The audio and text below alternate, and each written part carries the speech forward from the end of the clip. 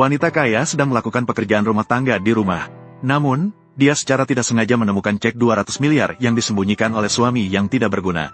Ternyata baru saja terjadi. Pemuda yang miskin hanya dengan sebatang jarum perak telah menyembuhkan orang terkaya yang lumpuh selama 100 tahun. Sebagai balas budi atas pertolongan pemuda itu, kakek orang terkaya langsung menjodohkan cucunya dengan dia. Tak disangka, pemuda itu langsung menyetujuinya. Malam itu, dia langsung tinggal di rumah wanita kaya. Melihat tubuh pemuda yang kuat dan bertenaga, senyuman di bibir wanita kaya tidak bisa lagi ditekan. Kenapa kamu datang ke rumahku membawa koper? Kamu belum sembuh dari suket sebelumnya, kan? Apakah kamu tidak mengizinkanku pergi? Sangkaan awal, dia bisa menghabiskan malam yang baik dengan wanita cantik. Namun, pada saat itu, CEO wanita tiba-tiba menerima telepon dari bos mafia. Ternyata, bos mafia berhutang 50 juta kepada CEO wanita. Tidak hanya berhutang dan tidak membayar, dia juga memukul orang yang dikirim CEO wanita untuk menagih utang.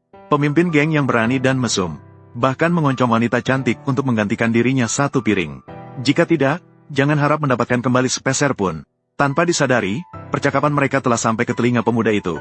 Melihat bos mafia berani menggoda tunangannya, dia memutuskan untuk menagih utang dengan caranya sendiri. Sudah, Xiao Dong. Saya sudah mandi di rumah. Dengan senang hati menunggu kamu datang untuk menemani saya minum seteguk. Hahaha.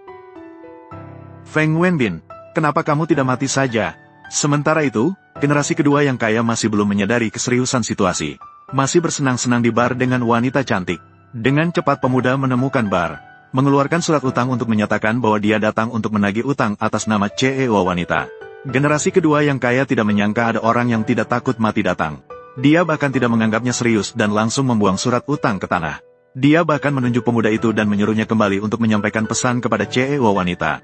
Selama kamu datang dan melayaninya dengan baik, dia akan mengembalikan 50 juta padanya. Jika tidak, jangan berharap untuk mendapatkan kembali sepeser pun. Setelah mengatakannya, dia berbalik dan melanjutkan mencium wanita cantik lagi. Pemuda itu melihat situasi tersebut dan tersenyum. Dia kemudian memberikan pelajaran yang baik padanya. Bukankah itu tidak mungkin? Aku akan memukulmu sampai mati, memukulmu sampai mati. Setelah memukul generasi kedua yang kaya dengan 91 pukulan, pemuda itu merasa sangat nyaman seperti belum pernah sebelumnya. Kemudian dia mengulurkan satu jari meminta generasi kedua yang kaya untuk mengembalikan pokok beserta bunga. Generasi kedua yang kaya takut dipukul lagi dan terpaksa setuju. Dia juga menyatakan bahwa dia diperintah oleh dua keluarga besar, Zhao dan Meng, sengaja menunda pembayaran utang. Tujuannya adalah agar keluarga Xiao mengalami putusnya rantai kas. Akhirnya dijual paksa. Pemuda tidak menyangka bisa mendapatkan berita semenarik ini. Segera meminta generasi kedua yang kaya memberinya dua cek senilai 50 juta. Setelah pemuda pergi, generasi kedua yang kaya lainnya segera menelepon asosiasi Black Dragon, menyatakan bersedia mengeluarkan 10 juta untuk membunuh pemuda sebagai balas dendam. Pemuda pulang ke rumah dan menyerahkan cek 50 juta kepada istrinya. CEO wanita terkejut setelah melihatnya. Feng Wenbin memberimu uang. Mengapa dia memberimu uang? Begitu saya melihat Feng Wenbin, dia merasa saya masih muda dan tampan. Jadi, dia dengan baik hati meminjamkan uang itu. Omong kosong.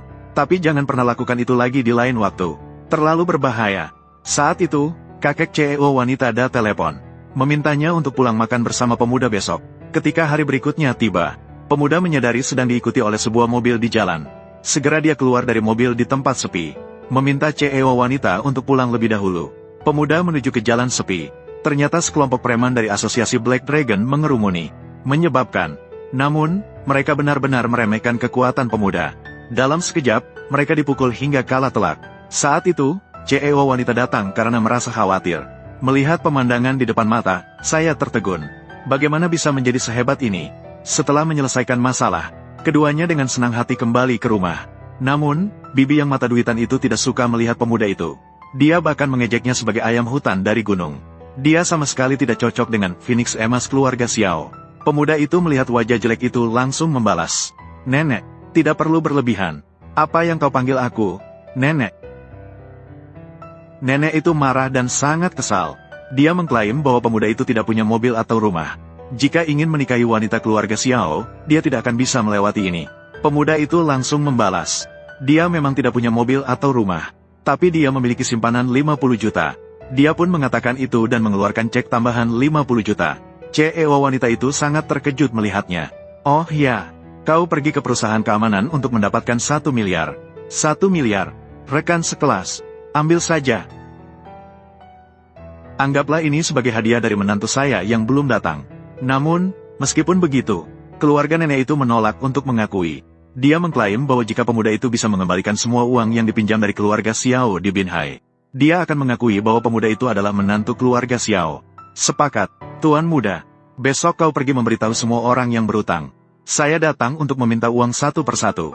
Pemuda miskin itu memang tidak sabar. Bahkan ingin pergi bersama untuk membesarkannya. Orang ini tidak tahu betapa kejamnya perusahaan Binhai. Sementara itu, semua orang yang berhutang pada keluarga Xiao berkumpul di asosiasi Black Dragon. Mereka masing-masing bersedia membayar 10 juta untuk menyingkirkan pemuda itu. Namun, keesokan harinya, pemuda itu malah datang sendiri. Wah, bocah ini memang berani. Berani menagih utang untuk keluarga Xiao. Inilah dia yang terpikat oleh Xiao Mengsui. Rela menjadi anjing peliharaan. Berapa banyak yang kau hutang kepada grup Xiao? 15 miliar. Sekarang 20. Tenang saja, 1 sen pun tidak akan kuberikan padamu. 30. Itu bercanda. Kakak kelima sudah bilang hari ini. Selama kau masuk ke bar ini, jangan harap bisa keluar hidup-hidup. Mulai hari ini, Anda akan ingat, namaku Yue Xuan. Tak lama kemudian, pemuda itu masuk ke bar. Dengan 3 pukulan dan 2 tendangan, dia mengalahkan banyak anak buah. Lalu, dia menendang pintu ruang VIP dengan keras. Dia masuk sambil menjepit leher Feng Wenbin. Adegan ini membuat ketua asosiasi Black Dragon terkejut. Tidak menyangka bocah ini ternyata begitu hebat. Kau adalah ketua kelompok harimau hitam. Bocah ini memang punya kemampuan. Duduk di sana terlihat cukup keren. Namun, jangan berpura-pura di hadapku. Kau bahkan tidak menyemangati.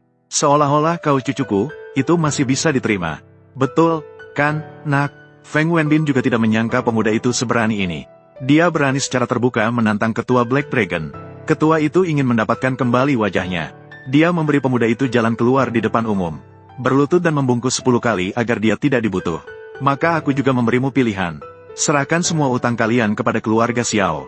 Aku akan membuat kalian semua bisa keluar dengan selamat.